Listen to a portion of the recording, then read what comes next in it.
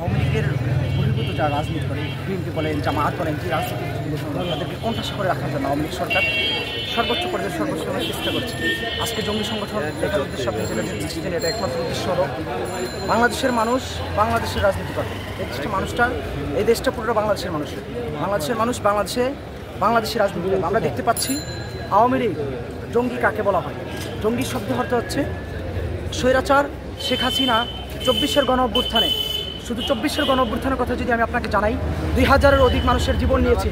Supply রাতে সহস্রাধিক মানুষের জীবন নিয়েছে। এরকম করে শেখ হাসিনা 2021-এ মোদিবিরোধী আন্দোলনে হাজার মানুষের জীবন নিয়েছে।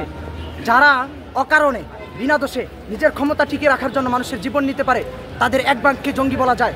জঙ্গিটা উদ্দেশ্য হলো এটা, তারা জঙ্গি কার্যক্রম বাংলাদেশে করেছে।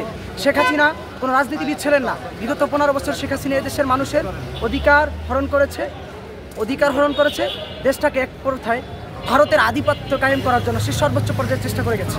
আর বাংলাদেশে বহিরাগত রাজনীতি চালাবে যারা, তারাই জঙ্গি, এটাই স্বাভাবিক। অথচ দেখেন আপনি, তৌহিদি জনতা ওলামায়ে কেরামকে আওয়ামী লীগ সরকার জানিয়েছে জঙ্গি।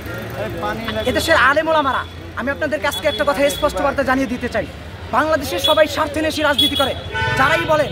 কিন্তু এই 24-এর গণ-অভ্যুত্থানে আমরা যে কওমি শিক্ষার্থীরা 17 জুলাই থেকে শুরু করে 5 আগস্ট পর্যন্ত দেশের স্বার্থে বৈষম্যবিরোধী ছাত্র আন্দোলনের ব্যানারে দাঁড়িয়ে রাজনীতি করছে, আমরা কোনো স্বার্থে করি নাই।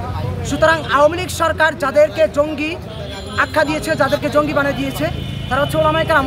আওয়ামী লীগ সরকারের ভাষায়, খুনি হাসিনার ভাষায় আমরা জঙ্গি। কিন্তু দেখেন আপনারা, আমরা হলাম প্রকৃত দেশপ্রেমিক, আমরা এখনো দেশের মাটিতে আছি। 15 বছর তাদের অত্যাচার সয়ে এখনো আমরা দেশের মাটিতে আছি। আজ তারা জঙ্গি কায়েম করার লক্ষ্যে তারা ছিল, এখন তারা দেশের বাইরে। এখান থেকে স্পষ্ট আমরা বুঝতে পারি কারা জঙ্গি, কারা আসল তৌহিদিবাদী।